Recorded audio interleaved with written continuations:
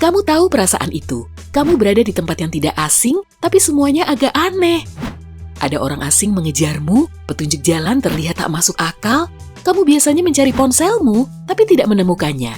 Kamu berada dalam mimpi, dan inilah sebabnya keadaan itu sangat berbeda dari kenyataan. Apa sih mimpi itu? Pada dasarnya, itu adalah pikiran yang mencoba merekonstruksi kenyataan dan gagal. Dalam mimpi, semuanya tercampur aduk dan dibuat berantakan oleh pikiran dan perasaan bawah sadar kita. Sisi emosional otaklah yang membangun dunia ini, bukan sisi logis yang lebih memegang kendali saat kamu bangun. Jadi, kenapa kita tidak pernah melihat ponsel pintar kita dalam mimpi? Hal yang sama berlaku untuk mobil dan teknologi lainnya. Saat kamu bermimpi, alat peraga datang dari pikiran manusia yang lebih lama dan lebih mengacu pada memori genetik daripada memorimu sendiri. Mobil dan ponsel pintar belum lama muncul di kehidupan kita dan otak belum terbiasa dengan itu. Itu juga menjelaskan alasan sekitar 12% orang bermimpi hitam putih. Hal ini mungkin tidak pernah terjadi kepada orang-orang berusia 25 tahun ke bawah. Orang yang tumbuh dengan televisi hitam putih mengalami mimpi yang juga monokromatik. Satu penelitian di tahun 40-an menunjukkan bahwa 75% anak muda saat itu melihat sebagian besar mimpi mereka berwarna abu-abu. Kenapa kamu tidak bisa menulis atau membaca pesan? Dua bagian otak yang membantu menerjemahkan bahasa, sebagian besar tidak aktif saat kamu tidur. Ini trik bagus untuk mengetahui kamu sedang bermimpi. Cobalah baca buku atau membaca jam. Kamu tidak akan bisa melakukannya. Bahkan, apa kamu yakin kamu atau orang lain benar-benar berbicara? Komunikasi dalam mimpi seringkali lebih seperti telepati. Selain itu, kamu terkadang mendapatkan gaung aneh dalam mimpi. Ya, seperti ini. Orang yang kamu temui dalam mimpi tidak mungkin orang asing. Orang yang tak dikenal yang mengejarmu, kamu pernah melihat mereka. Bahkan mungkin pertemuan singkat satu lift dengan orang asing. Kamu tidak ingat semua wajah ini, tapi otak mengingatnya dan menggunakannya untuk mengisi mimpimu dengan karakter. Kenapa mimpi sangat aneh? Ini mungkin berhubungan erat dengan metafora yang kita gunakan dalam ucapan dan pikiran kita setiap hari. Mimpi mungkin menjadi harfiah saat kamu mematikan sisi logis otak. Lalu tiba-tiba, kamu melihat babi terbang di dalam mimpimu. Apa arti mimpi? Itu sebagian besar bergantung pada orangnya, tapi para ahli menghubungkan beberapa tema yang berulang dengan masalah dan peristiwa di kehidupan nyata. Salah berbusana dalam mimpi biasanya berarti takut tidak siap untuk sesuatu.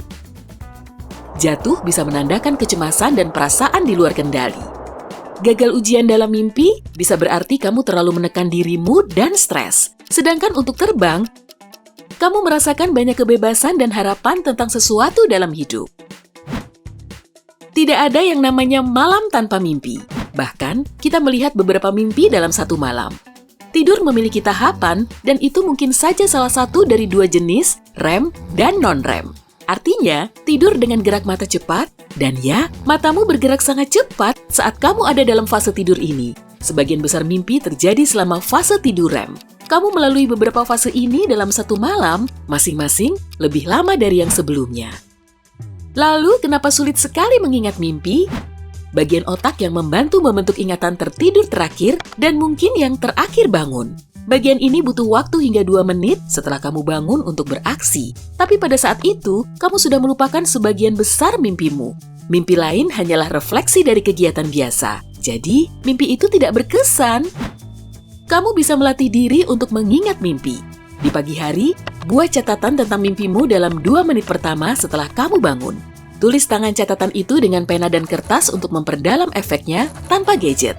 Seiring waktu, kamu akan menulis lebih banyak detail. Lebih mudah untuk mengingat mimpi di akhir pekan karena tidur malam yang lebih lama berarti fase REM semakin lama. Bisakah orang buta melihat mimpi?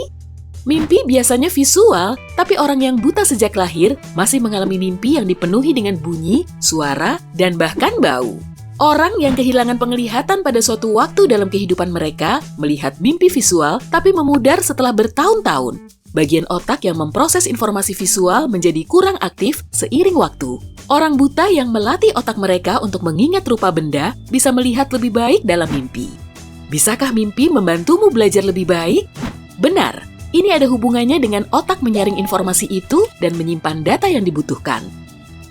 Selama satu penelitian, orang mencoba menghafal peta labirin di komputer. Orang yang tidur sebentar setelah itu bisa melewatinya lebih cepat dan dengan lebih sedikit kesalahan. Bisakah mimpi membuatmu lebih kreatif? Banyak ide terbentuk sepenuhnya dalam mimpi orang yang bermimpi setelah menghabiskan berhari-hari memikirkannya secara intensif. Namun, ada sesuatu yang menunda momen eureka itu. Sesuatu ini mati dalam tidur mereka dan ide-ide besar seperti tabel periodik unsur atau mesin jahit tercipta. Bagaimana dengan cara menghindari mimpi buruk? Mengingat dan menganalisis mimpi buruk bisa membantu mengusirnya dari mimpimu. Misalnya, kamu sering melihat dirimu jatuh dalam mimpi. Setelah analisis menyeluruh, kamu akan mengingat mimpi buruk ini saat kamu melihatnya nanti.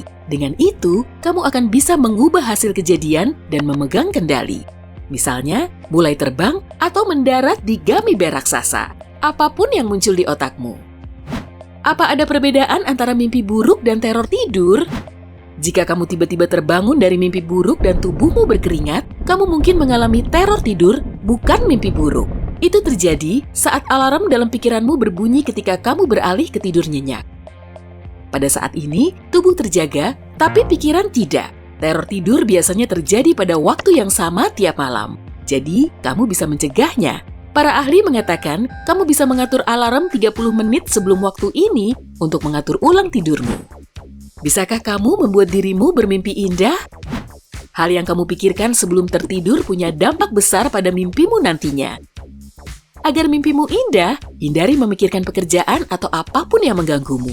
Lebih baik pikirkan tempat-tempat jauh yang selalu ingin kamu kunjungi. Suara seperti derau putih atau white noise, ombak, atau hujan juga merupakan perangsang mimpi indah jika volumenya rendah. Aroma lavender juga akan membantumu tidur dengan tenang. Selamat tidur! Hey, jika kamu belajar hal baru hari ini, klik tombol suka di video ini, lalu bagikan pada teman-temanmu. Inilah beberapa video menarik lainnya yang bisa kamu tonton. Klik saja video di salah satu sisi layar, dan ingat, tetaplah di sisi terang kehidupan.